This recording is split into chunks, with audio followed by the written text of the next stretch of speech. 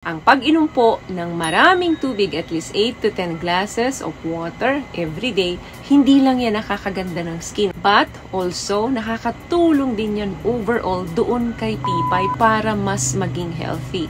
Maitim ba skin, underarm at singit mo? K-Skin ang bahala sa'yo. Premium ang ingredients, paraben-free and sulfate-free, and FDA-approved, kaya safe for everyone. With K-Skin, ibalik ang alindog mo.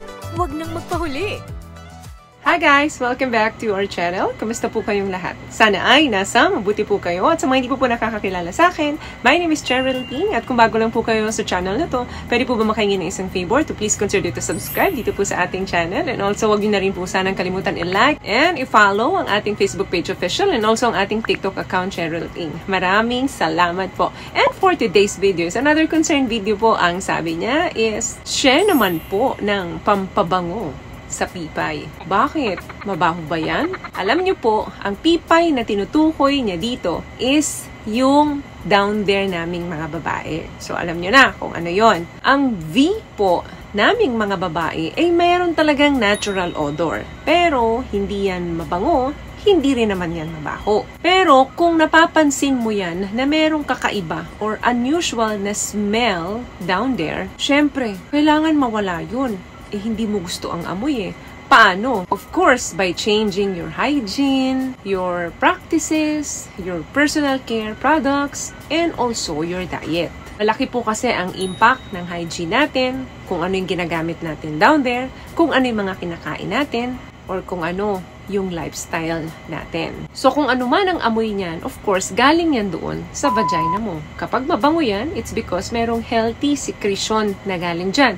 Kapag hindi mo naman gusto ang amoy at medyo foul talaga ang amoy, possible na may abnormal smell na galing sa infection. So alam nyo rin po ba na nagbabago ang amoy naming mga babae down there during pregnancy or nandun kami sa perimenopause. Tulad din po yan ng ulo natin, yung scalp natin, di ba? Minsan may amoy na amoy pawis yan. Tulad ng kilikili natin, minsan may amoy na hindi rin maganda yan. Or yung likod ng tenga natin. So katulad din po yan ng down there nating mga babae, may sarili siyang amoy. Pero dapat hindi siya mabaho, hindi rin siya mabango. Kung ini-expect mo na dapat amoy bulaklak yan, nako, nagkakamali ka. Kung ang amoy naman ng pipay mo ay hindi naman accompanied ng mga symptoms, so pwedeng gawin mo lang ito. Maligo ka araw-araw. Maaring yung naamoy natin dyan, kulang lang sa paligo.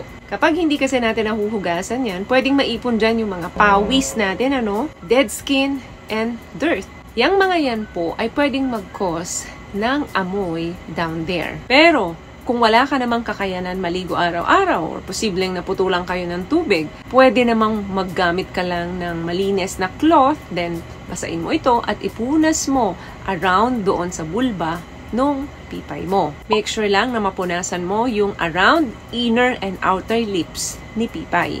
Kung may tubig naman, kahit isang tabong tubig ang ipanghugas mo, okay na yan. What I love about this product, itong No More Dark Secret ng K-Skin, bukod sa may advanced whitening na siya na kung saan pwede niyang matulungan na pumuti yung mga singit-singit mo, moisturizing, meron siyang anti-irritation, antibacterial, maintain healthy pH level. Hindi lang pambabae, meron din po tayong pang-lalaki. Number 2, tantanan mo yung kakahugas mo dyan sa loob. Masaya ka na dapat. Pag hinugasan mo yung labas, hindi mo naman na kailangan hugasan pa yung kaloob-looban. Alam nyo po, ang ating pipay ay merong sariling self-machine cleaning. Meron pong good bacteria inside nung ating vaginal canal na kung saan napoprotektahan nito para maging healthy yung ating pipay. Kaya, hindi mo na kailangan hugasan yung nasa loob niyan. Hindi niya kailangan ang tulong mo. Dahil kapag nahugasan mo pa ito, pwedeng mabago yung pH level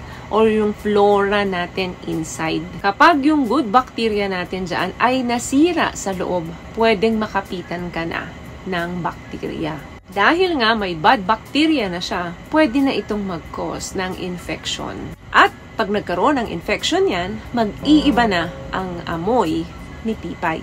Another thing, stay hydrated. Ito, very effective to. Ang pag-inom po ng maraming tubig, at least 8 to 10 glasses of water every day, hindi lang yan nakakaganda ng skin o nakaka-hydrate ng skin natin. But also, nakakatulong din yan overall doon kay pipay para mas maging healthy by encouraging fluid release and healthy sweating. Nagpapawis man yan or nagbabasa, walang amoy yan. Another thing, gumamit po kayo kung hindi maiwasan at nasanay ko yung gumamit ng mga pang-wash dyan, soap man yan or mapa-liquid soap. Make sure na mild ang formulation ng ginagamit nyo yung panghugas down there. I highly recommend po itong No More Dark Secret ng K-Skin Beauty. It has mild formulation, moisturized down there, at may plus pa na whitening effect once na regular mong ginagamit. Hindi kailangan ng araw-araw. Pero, kapag gumagamit ka dapat ng mga panghugas mo, make sure na mild ang formulation nito. Paraben-free and sulfate-free and of course, FDA approved. Meron din pang lalaki niyan na same ang benefits ng pambabae. Pang pop fresh down there and of course, meron pang whitening effect. Another thing, eat balanced diet. General rule naman yan. Dapat balanse ang pagkain mo ng gulay, ng prutas, ng mga lean proteins. Iwasan ang mga greasy foods or yung mga mamamantikang pagkain because balanced diet make for a healthy body, kasama dyan ang inyong pipay. Eto tip lang, iwasan nyo yung mga pagkain na ganito, lalo na kapag meron kayong labing-labing kay Mr. kinagabihan. For example, yung mga asparagus, garlic, and onions. Kasi yung mga pagkain na yan, pwedeng magkaroon ng strong smell down there. Pero kung wala ka namang laban kay Mr., pwede mong kainin yan anytime. Yun nga lang, kung ayaw mo nang magkaroon ng strong smell, avoid eating those things. Okay?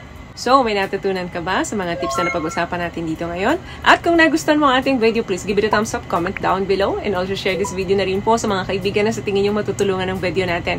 Once again, palagi po kayong mag-iingat at palagi po kayong manalangin. Thank you guys for watching and see you in our next one. Always love yourself and be a blessing. Bye!